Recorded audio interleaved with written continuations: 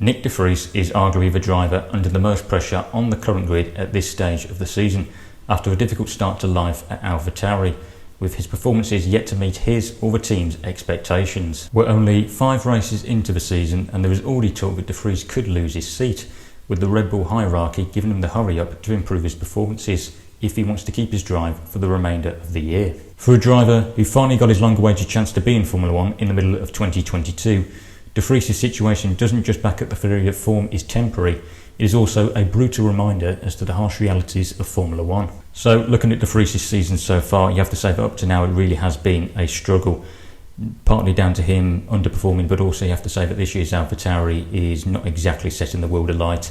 They've only scored 2 points from the opening 5 races. But as for de Vries, you have to say that he really has been consistently outperformed by his teammate Yuki Tsunoda so far this season.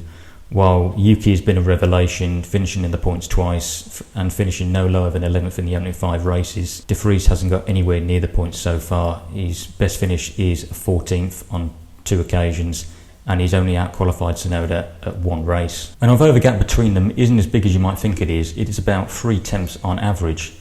The fact that Tsunoda is putting the car in places it probably doesn't deserve to be is only adding to the pressure de Vries is currently under. Just to add to de Vries' worries, Helmut Marko, the Red Bull Motorsport advisor, has given him the next 3 races to try and save his seat, which is of course the Imola, Monaco, Spain triple header. And although Nyck has driven these circuits countless times in junior formulas and so on, circuit knowledge is completely written off in this occasion, because driving under pressure is a different kettle of fish. We've seen it countless times in the past for a driver, no matter how experienced they are, when they're under pressure to perform, with speculation going around about their future, it only puts a greater weight on their shoulders to deliver on-track results, and that can lead to mistakes. And speaking of rumours, there was already talk around who might replace de Vries for the rest of the season at AlphaTauri. As early as last week, Daniel Ricciardo has been tipped to make a sensational return to the grid, even though he's spending 2023 on the sidelines after leaving McLaren at the end of last year. But it does seem that these reports have been put to bed already, and Ricciardo will not be returning to the grid in 2023 and not return to AlphaTauri, where he spent 2 seasons during the early part of his career. And I can see why this wouldn't happen. First of all, I don't really think that Ricciardo would want it. He needed to take a break after 2 difficult seasons at McLaren. But on top of that, he has made it abundantly clear that he is pushing for a return in 2024 to get his hands on as competitive car as possible. So he doesn't want to just return for the sake of fighting for minor points. He wants to be right up there fighting for podiums and race victories. But even with Ricciardo out of the picture, de Vries will still need to look over his shoulder, because there are a handful of Red Bull juniors trying to take his seat away from him.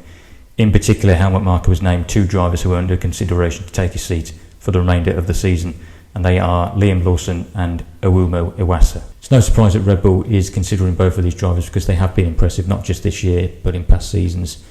Lawson is a race winner in Formula 2 and Formula 3. He nearly won the championship in DTM when he raced over in that series in 2021. He's racing in Super Formula this year over in Japan, and has already won the season opener in Fuji. On top of that, he's also got experience of driving for Red Bull and AlphaTauri in FP1 sessions last year. As for Iwasa, he won races in Formula 2 last year, and he's already a winner this season and looks set to be a title contender. So with pressure from Red Bull's hierarchy to improve his performances and the Red Bull juniors trying to take his seat away from him, you have to question whether de Vries made the right decision in choosing AlphaTauri over Williams, because he had an option to race for both of those teams in 2023. During 2022, of course, Nyck drove in a handful of FP1 sessions for different teams as part of the requirements for teams to run rookie drivers in 2 FP1 sessions over the course of the season. So de Vries sampled the Williams in FP1 at the Spanish Grand Prix, so he already had experience of driving that car when he got that surprise call-up to replace Alex Albon for the Italian Grand Prix, when Albon had to pull out because of appendicitis. And you have to say that de Vries was exceptional all weekend. You've got to remember that he was jumping into a car that he only had 60 minutes of experience in earlier in the season, and yet he managed to out-qualify Williams' regular driver Nicholas Latifi in qualifying.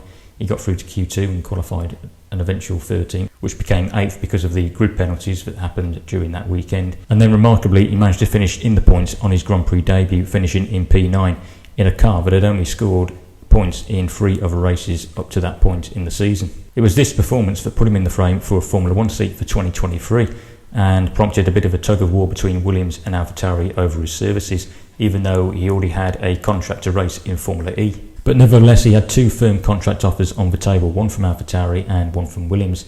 And in the end, he chose to sign the AlphaTauri contract. I completely understand why de Vries chose AlphaTauri over Williams though, because when that opportunity opened up, I think he would have looked at it and thought, if I can beat Tsunoda in the same car head to head, that could put me at the front of the queue to potentially replace Sergio Perez at Red Bull in 2025. But I think that if de Vries had signed the Williams contract, it would have given him greater security than he has at the moment at AlphaTauri. I think he would have at least had an option to stay on for 2024. And on top of that, there are other benefits to staying at Williams. In particular, you would have known the team, you would have known the car, the environment and so on. Well, although Williams sits bottom of the Constructors' Championship, one place behind AlphaTauri, I think you've got to say in the opening 5 races, Williams has actually been a more competitive package. They qualified 6th in Melbourne, whereas AlphaTauri's best qualifying this season has been in 8th in Baku.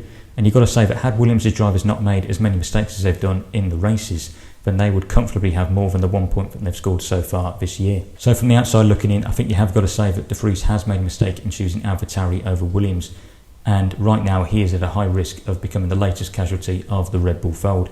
And we know from over the years just how brutal it can be. Just ask Danny Kvyat, ask Alex Albon, ask Pierre Gasly. When a driver doesn't perform, Red Bull is not afraid to act quickly and give them the boot. I think it is too early to judge whether de Vries' performance for Williams at Monza in 2022 was just a flash in the pan, because I do think he deserves a lot of credit for it.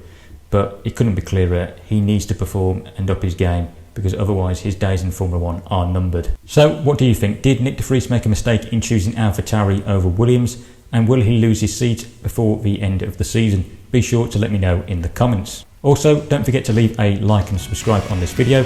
Thanks for watching guys, and I will see you in the next one. Goodbye.